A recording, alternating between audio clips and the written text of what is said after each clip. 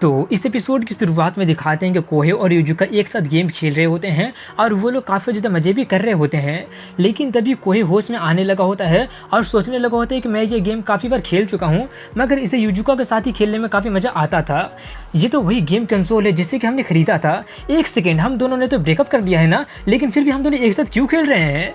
तभी उसे उसकी बहन उसे 2-4 झापड़ लगाकर नींद से जगाकर कहती है कि जल्दी करो नहीं तो तुम लेट होने वाले हो। उसे उठाकर वो वहाँ से जाते हुए उसे टीच करते हुए कहती है कि अगर तुम लेट हो जाओगे तो तुम अपने स्कूल डेट को मिस कर दोगे।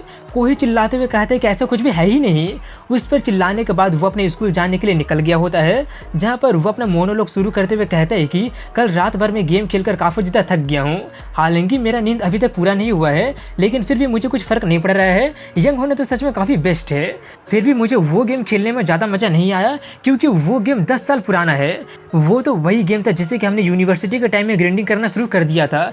एक सेकेंड, बार बार मेरे दिमाग में युजुका का चेहरा क्यों दिखाई दे रहा है? कल रात को भी साना मुझे उसको लेकर काफ़ी ज़्यादा टीच की थी। कल लास्ट में हम दोनों आर्ग्यूमेंट के बाद अपने अपने रास्ते चले गए थे। इस बार मैं सच में उसके साथ इन्वॉल्व नहीं होना चाहता हूँ। उसके बारे में भूलने के लिए मुझे इस बार कुछ नए दोस्त बनाना होगा। दोस्त बनाने के बारे में सोचकर वो कॉरिडोर में आगे बढ़ ही रहा होता है कि तभी उससे कुछ लोग क्लब को ज्वाइन करने की बातें करते हुए सुनाई देते हैं। इसलिए अब कोई भी क्लब को ज्वाइन करने के बारे में सोच लेता है और उसके लिए वो आर्ट क्लब को ज्वाइन करने जाता है। लेकिन वहाँ पर कुछ लड़कों के साथ में युजुका को देखकर वो काफ़ी ज़्यादा शॉक्ड रह जाता है। इसलिए वो तुरंत वो दरवाज़ा को बंद कर देता है और वहाँ से भागते हुए काफ़ी ज़्यादा घबराने लगा होता है कि आखिर वो वहाँ पर क्या कर रही थी। मगर तभी वो समझ जाता है कि ज़रूर वो भी उसी की तरह सोच रही होगी, लेकिन इस बार वो उसके साथ इन्वॉल्व नहीं होने के बारे में सोच लिया होता है। इसलिए अब वो उस क्लब को ज्वाइन नहीं करने के बारे में सोचता है। ये सब सोचने के बाद में वो मांगा रिसर्च क्लब के सामने खड़ा हो जाता है और वहीं पर खड़ा होकर कुछ सोचने लगा होता है। वो उसके बारे में कुछ सोच ही रहा होता है कि तभी मांगा क्लब का दरवाजा खुलता है, जो कि एक लड़की खोली होती है। वो दोनों एक दूसरे को देखकर थोड़ा सा चौंक जाते हैं, लेकिन तभी वो लड़की उससे पूछती है क्या तुम यहाँ पर मांगा क्लब को ज्वाइन करने के लिए आए हो? कोई कहता हाँ, मैं इसी को ज्वाइन करने आया हूँ। वो लड़की कहती है कि सभी सीनियर पिछले साल ग्रेजुएट हो गए हैं, इसलिए इस क्लब में मैं अकेली बची हूँ। मैं इस क्लब की प्रेसिडेंट हूँ और मेरा नाम आकाबाने चिजुरू है। तुमसे मिलकर अच्छा लगा। ये बोलकर वो उसे पीने के लिए कुछ देती है। कोई उसका ब्यूटी को देखकर एक पल के लिए स्टंट रह गया होता है और सोचता है कि मुझे लगा नहीं था कि इतनी खूबसूरत सेनपाई भी एग्जिस्ट करती होगी। अगर मैं गो होम क्लब में होता तो इसके बारे में मुझे कभी पता चलता ही नहीं। ये सब सोचकर वो उसे अपने बारे में बताकर पूछते हैं कि अगर तुम अकेले हो तो क्या इसका मतलब तुम्हारा ड्राइंग काफ़ी ज़्यादा अच्छा होगा ना? वो हाँ में सर हिला देती है। वो रिस्पॉन्स पाकर कोहे काफ़ी ज़्यादा एक्साइटेड होकर कहने लगा होता है क्या बात है, तुम तो अभी से काफ़ी ज़्यादा प्रो लेवल की बन गई हो। ये तो तुम्हारे यंग एज को लेकर काफ़ी ज़्यादा अमेजिंग है। आका ने भी कन्फ्यूज होते हुए पूछती है मेरा यंग एज से तुम्हारा मतलब क्या है? ये सुनकर कोई थोड़ा सा स्टंट रह जाता है और किसी तरह से वो उस बात को टाल देता है और सोचते हैं कि एडजस्ट करने में मुझे थोड़ा सा प्रॉब्लम हो रहा है कि अब मैं 15 साल का हो गया हूँ। तभी वो उससे कहती है कि हमारा क्लब का काम न्यूज लेटर और कल्चरल फेस्टिवल में पोस्टर बनाना है। इतना बोलकर वो उसे अपने मांगा के प्रति में लगाव के बारे में बताने लगी होती है और उसे अपना हाथ से बनाया हुआ कुछ मांगा और ड्राइंग भी दिखाती है। और उन्हीं सब के बीच में वो दोनों काफ़ी अच्छे से गेट अलोंग भी होने लगे होते हैं। और आका ने भी उससे कहती है कि मुझे लगता है कि हम दोनों काफ़ी अच्छे से गेट अलोंग हो रहे हैं, इसलिए क्यों ना तुम भी क्लब को ज्वाइन करके मेरे साथ मांगा क्यों नहीं बनाते हो?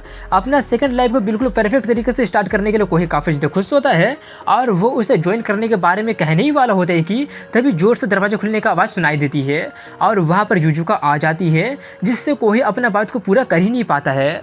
और वो युजुका को वहाँ पर देखकर काफ़ी ज़्यादा हैरान रह जाता है कि ये यहाँ पे क्या कर रही है, और पूछते हैं कि तुम तो आर्ट क्लब ज्वाइन करने गई थी ना, लेकिन अब यहाँ पे क्यों आ गई हो? युजिका उससे कहते कि वहाँ पर मुझे छोड़कर सभी के सभी मेंबर सिर्फ लड़के ही थे, जो कि मुझे पसंद नहीं आया।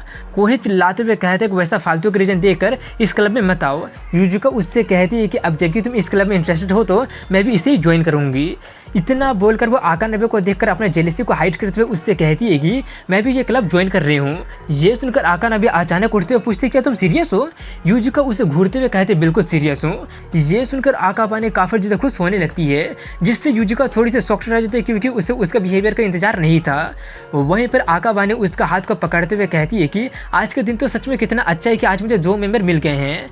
ये बोलकर वो दोनों काफ़ी ज़्यादा बातें करने लगे होते हैं, जहाँ पर वो लोग बातें करते करते काफ़ी ज़्यादा एक्साइटेड भी होने लगते हैं। वो सब देखकर कोही काफ़ी ज़्यादा शॉक्ड रह जाते हैं कि आखिर ये सब हो क्या रहा है। वहीं पर आकाबा ने उसे क्लब को ज्वाइन करने की इन्विटेशन देने लगती है, जिससे कि वो बिना किसी हिचकिचाहट के एक्सेप्ट भी करने लगी होती है।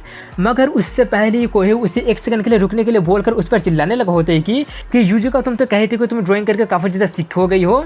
यूजुका भी इसके जवाब में चिल्लाते हुए कहते कि वो तो मैं बस इसलिए बोली थी क्योंकि तुम मुझे रात भर जगा के अपना दोजिन कंप्लीट करने के लिए बोले थे, और वो भी मुझे 3 रात तक जगा कर रखे थे। दोजिन्सी के बारे में सुनकर अकाने काफ़ी ज़्यादा शॉक्ड रह जाती है। वहीं पर वो दोनों उसे पूरी तरह से इग्नोर करके अपना आर्ग्यूमेंट को जारी रखते हुए कहते हैं कि लेकिन मैं तो तुम्हें मेकअप करने के लिए हॉट स्प्रिंग रिजॉर्ट लेकर गया था ना। वो दोनों काफ़ी ज़्यादा फियर्स आर्ग्यूमेंट कर ही रहे होते हैं कि तभी आकाबा ने उनका फ़ोटो खींच लेती है। फ़ोटो खींचने का आवाज़ सुनकर वो दोनों थोड़े से शॉक्ड रह जाते हैं और पूछने लगे होते हैं कि आखिर ये तुम क्या कर रही हो। आकाबा ने इसके जवाब में कहती है ऑफकोर्स मैं अपने मांगा के लिए मटेरियल को जमा कर रही हूँ। रोज़ रोज़ थोड़ी लवर स्क्वायरल को कैमरे में कैद करने का मौका मिलता है।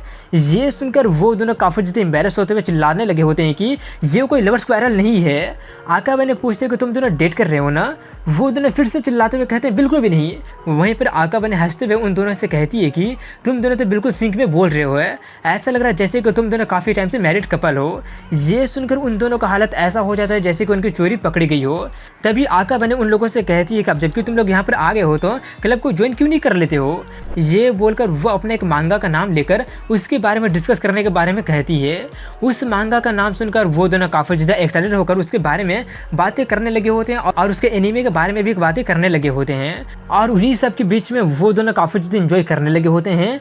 लेकिन तभी कोई उसके स्माइलिंग फेस को देखकर एक पल के लिए स्टंट रह जाता है और उसका दिल जोरों से धड़कने लगता है और वो उसे वैसे देखते ही रह जाता है। लेकिन जल्द ही वो दोनों होश में आकर एक दूसरे से दूर जाते हैं। उन दोनों को देखकर आकाबा ने उन्हें टीजिंग स्माइल दे रही होती है। तभी वो दोनों उससे अभी जो कुछ भी वो लोग किए होते हैं उसके लिए माफ़ी मांगने लगे होते हैं कि हम दोनों बस भावनाओं में थोड़े से बह गए थे। आकाबा ने मुस्कुराते हुए कहते नहीं नहीं, तुम लोग मुझ पर ध्यान ना देकर अपने आप को कंटिन्यू कर सकते हो। ये सुनकर वो दोनों फिर से उस एनीमे के बारे में बातें करने लगे होते हैं और आकाबा ने अपना कॉफ़ी पीते पीते उनसे पूछ लेते हैं कि तुम दोनों वो कर लिए हो ना। ये सुनकर वो दोनों जल्दी से अपने हाथ को टेबल पर पटकते हुए कहते हैं बिल्कुल भी नहीं। आकाबा ने कहते मैं तो बस मजाक कर रही थी। जब तुम दोनों बातें कर रहे थे तब मैं देख पा रही हूँ कि तुम दोनों कितना ज़्यादा मज़े कर रहे हो। इतना बोलकर वो उठते हुए कहती है कि शायद मैं यहाँ पर ओवर स्टेप कर रही हूँ, लेकिन तुम लोगों को नहीं लगता कि ये तुम दोनों के लिए काफ़ी ज़्यादा फ़ायदा होगा अगर तुम दोनों जल्दी से मेटअप कर लेते हो तो। एक रिलेशनशिप जिसमें तुम दोनों सेम फीलिंग और सेम व्यू पॉइंट को शेयर करते हो वो तो सच में काफ़ी ज़्यादा वैल्यूबल होता है। ये सुनकर कोई काफ़ी ज़्यादा ब्लश करने लगता है और सोचता है कि अपने से 10 साल छोटे वाले से लेक्चर सुनना काफ़ी ज़्यादा एम्बैरेसिंग लग रहा है और वैसे भी हम दोनों एक साथ अब नहीं है। इतना सोचकर वो यूजुका को देखता है जहाँ पर वो उसका साइड प्रोफाइल को देखकर देखते ही रह जाता है।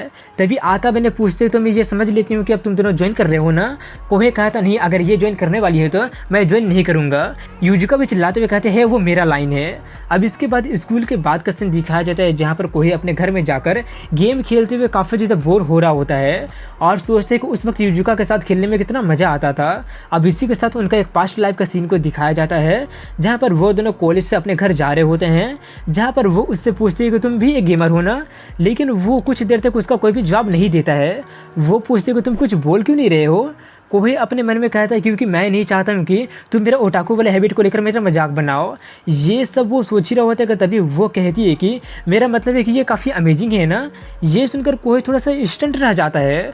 वहीं पर वो अपने बात को जारी रखते हुए कहती है कि तुम गेम में काफ़ी अच्छे हो ना, और दूसरी तरफ मुझे देखो, मैंने तो कभी गेम को हाथ तक नहीं लगाया है, इसलिए तुम मुझे सिखाओगे ना, मैं तुम्हारे साथ गेम खेलना चाहती हूँ।